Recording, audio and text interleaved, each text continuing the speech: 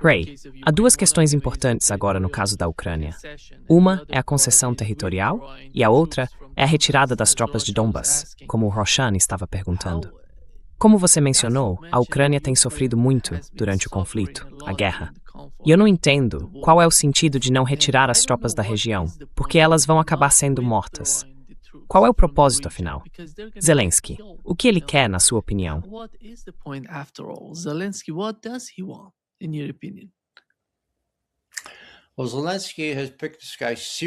Bem, o Zelensky escolheu esse cara, o Sirski, que vai fazer tudo o que o Zelensky mandar.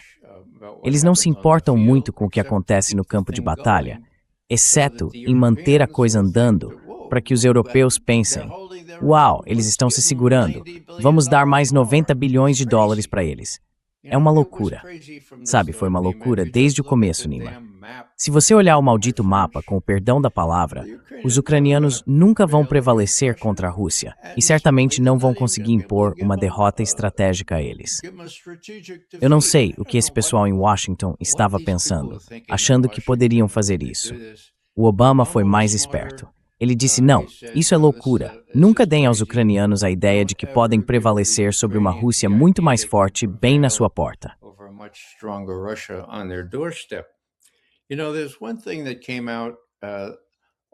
Sabe, houve uma coisa que saiu no dia anterior. Bem, vejamos, foi no sábado, quando Putin apareceu de uniforme, recebendo um informe. Eles passaram por todos os avanços que as tropas na linha de frente haviam feito. Eu li tudo até o fim, era o que tínhamos que fazer quando eu estava na ativa, por assim dizer, ler a coisa toda. E foi isso que ele disse no final. Ele disse: Gerasimov, o chefe do Estado-Maior, pelo que ouço de você e de outros comandantes, esses relatórios, a julgar pelo ritmo que estamos observando e pela linha de contato. Veja só.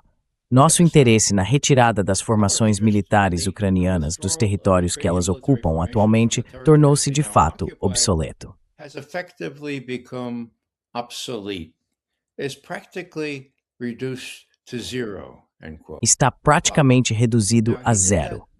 Fim da citação. Uau! Agora ele disse isso logo antes de saber que Trump iria ligar para ele. Ligou na manhã seguinte. Então aqui está Putin dizendo: olha, essa história de negociar uma retirada de tropas para os ucranianos, nós vamos negociar simplesmente empurrando-os para fora dessas áreas. Nem achamos que isso é importante. As palavras dele: está praticamente reduzido a zero. O fato de estarmos interessados em uma retirada negociada dessas tropas. Bem, a minha leitura disso é que Putin disse a mesma coisa a Trump quando ele ligou mais cedo ontem de manhã. Ele disse: olha, estamos vencendo aqui. Não precisamos realmente nos preocupar em negociar um acordo sobre o restante do Donbass.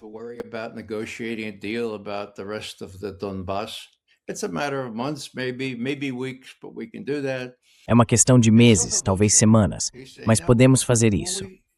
E em voz baixa ele está dizendo: agora, quando dissemos a você no Alasca, isto é Putin, que tínhamos alguma flexibilidade, isso é um palpite meu. Há outros tipos de coisas sobre as quais podemos fazer acordos, certo? Talvez Zaporizhia, talvez Kherson. Sim, agora fazem parte da Rússia, mas sabe, com uma negociação criativa, sim, podemos fazer algo a respeito.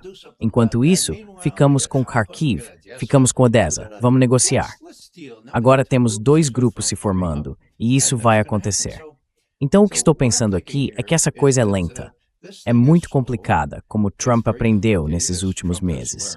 Mas não precisa ser tão complicada a ponto de não poder resultar em um acordo mútuo, um que Putin queira principalmente como forma de fazer os Estados Unidos reconhecerem a Rússia.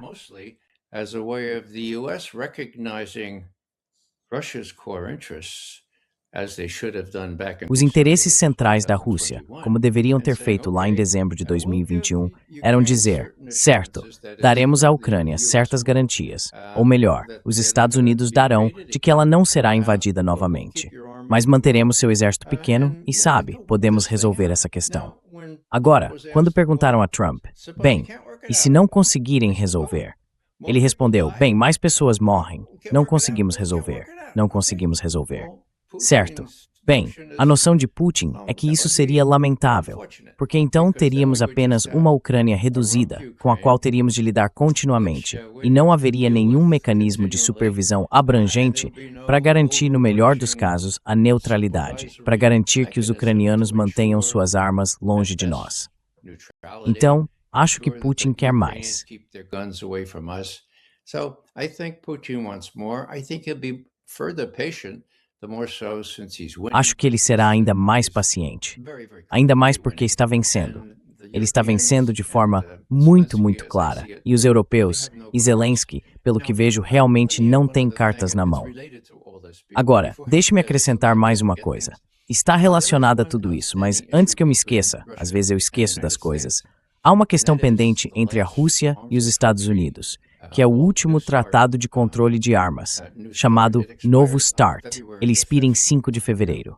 Agora, o motivo pelo qual menciono isso, Nima, é porque, se eu fosse o Putin e estivesse com meus colegas, eu diria: vocês acham que Trump está interessado em um acordo sobre a Ucrânia?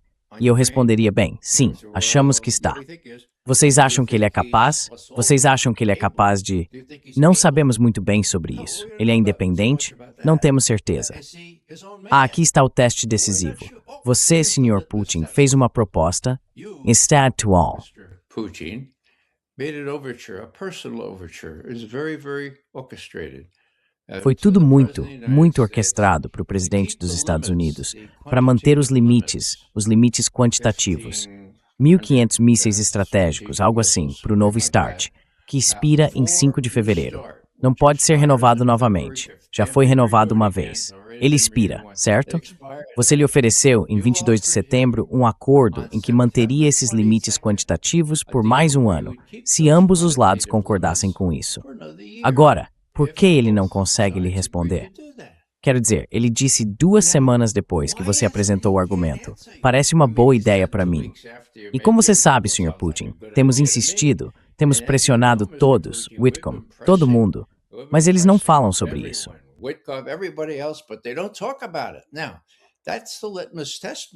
Agora, esse é o teste decisivo, Sr. Presidente. Se Trump não conseguir reunir força suficiente para fazer essa coisa simples, que não exige mais negociações, mas seria um ótimo sinal de suas boas intenções de colocar um limite na corrida armamentista, ou pelo menos manter algum controle sobre ela. Se ele não conseguir fazer isso, ele não é um homem independente, Sr. Cook. Não podemos garantir que ele seja um homem independente. Então, qual é o que ele promete sobre a Ucrânia? Temos que incluir essa desconfiança também. Felizmente, não precisamos preocupar muito com isso, Anna.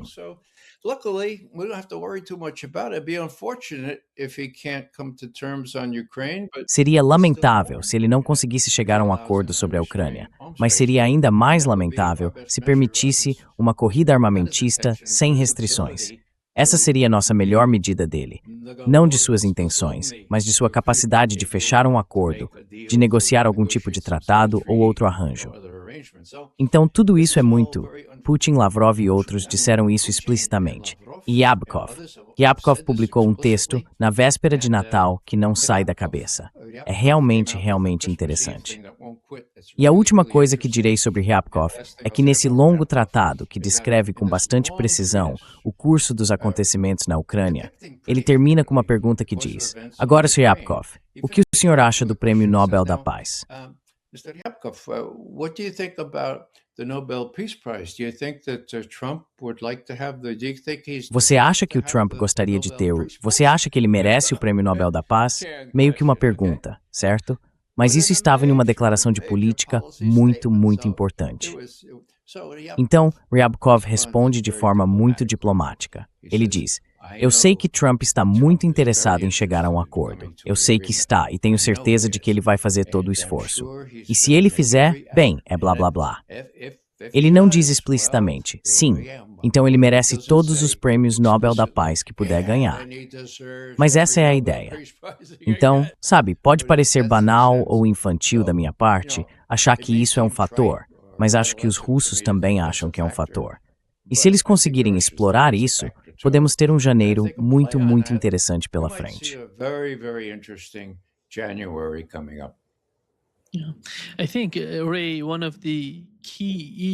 Acho que, Ray, uma das questões centrais é a segurança. E hoje, Donald Trump disse que a Europa assumirá uma parte significativa das responsabilidades de segurança da Ucrânia, com o apoio dos Estados Unidos. O que acha disso?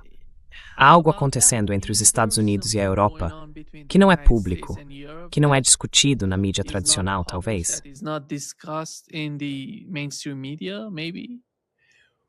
Well, as I read it, Nima, Bem, pelo que entendi, Nima, Trump disse: europeus, vocês querem apoiar a Ucrânia? Por favor, fiquem à vontade. Apoiem, certo? Agora, o fato é que eles não conseguem apoiar a Ucrânia. Eles não têm as armas, não têm o dinheiro, não têm os tipos de recursos que os Estados usaram por mais de 3 anos, certo? Então, sim, ficamos felizes que os europeus deem a Kiev as garantias que quiserem, mas não serão garantias da OTAN, porque nós, os Estados Unidos, basicamente comandamos a OTAN, e sem nós, a OTAN é zero. Então é tudo meio orquestrado como uma encenação, sabe? Os europeus vão fazer isso agora, mas na verdade não conseguem. Sabe, eu já disse antes, o raciocínio das últimas 6 semanas tem sido: não vamos mais enviar armas para a Ucrânia, nós, os Estados Unidos.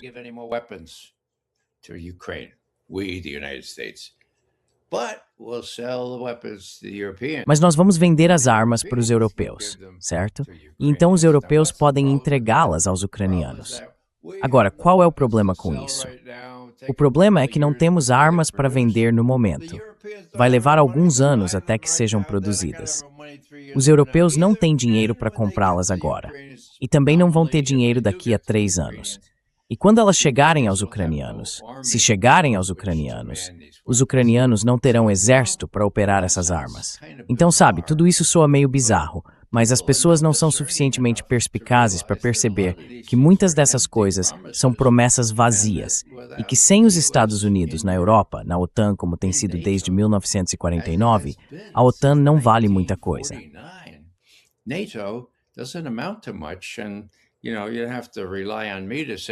E sabe, você tem que confiar em mim para dizer isso. Você vê outras pessoas dizendo isso. Na verdade, o próprio Putin disse isso durante aquela longa sessão de perguntas e respostas. Mas voltando ao que ele disse diante daqueles soldados e do chefe do Estado-Maior, ele disse que realmente não precisamos de nenhum tribunal para continuar agindo contra as tropas ucranianas que agora ocupam partes do território que reivindicamos. Agora, se eles estiverem dispostos a chegar a algum tipo de acordo, dispostos a negociar, mostraremos alguma flexibilidade. Você sabe disso, Sr. Trump. Bem, tudo depende de Zelensky e Sirski decidirem se realmente querem resistir por um longo período de tempo. Agora, por último, não acho que eles tenham muito tempo neste mundo.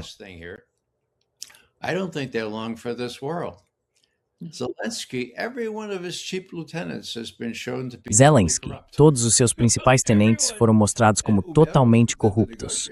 Todos. E Umerov, o negociador, também está sob suspeita. Agora, quem está orquestrando todos esses relatórios? Meus velhos amigos da CIA. Eles criaram essa inspetoria e agora estão indo atrás de pessoas no parlamento. Você acha que estão fazendo isso por conta própria? Eu não acho, pelo menos não no meu tempo. Veja, eu fazia as coisas sob instruções, às vezes coisas não muito agradáveis, mas aqui eles estão minando as pessoas que estão comandando a Ucrânia. Então Zelensky está acima de tudo isso. Como a esposa de César, ele é o único político não corrupto na Ucrânia. Eu não acho. E sabe, como Trump disse ontem, acho que ele disse que 91% dos ucranianos queriam o fim da guerra.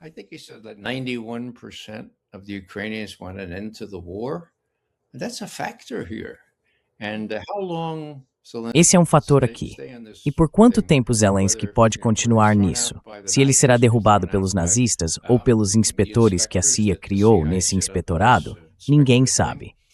No momento, não parece haver um grande favorito para substituir Zelensky, embora aquele sujeito Budanov, que é chefe da inteligência militar, esteja fazendo alguns comentários estranhos, como se devêssemos reconhecer a realidade agora. E aquele que foi para Londres como embaixador está se candidatando também. Então cabe aos americanos resolver isso e aos europeus na medida em que quiserem. Bem, o MI6 no Reino Unido, eles estão envolvidos nisso. Eles precisam descobrir como lidar com a situação.